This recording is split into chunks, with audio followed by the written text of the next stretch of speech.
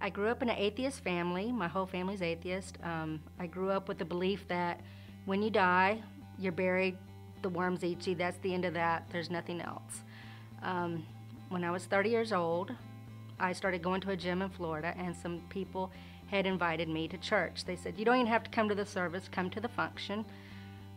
There's food and music, so I go for the food and music, I don't go to the service.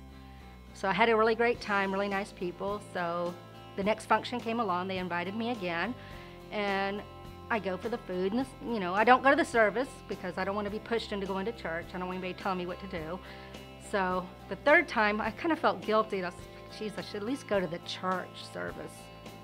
I go, and something I really enjoyed about it, I couldn't pinpoint what it was.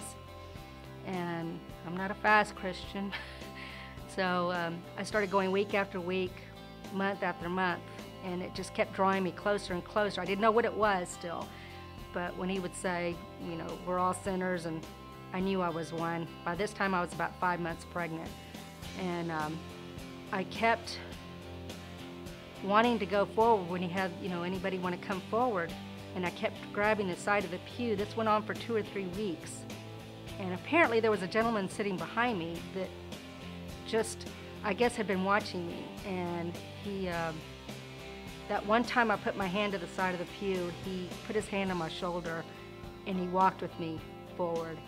And at that point, I knew what it was. I knew I was a sinner. I knew what I needed in my life. I knew that I couldn't let my child and everything else go through what I've gone through in my life.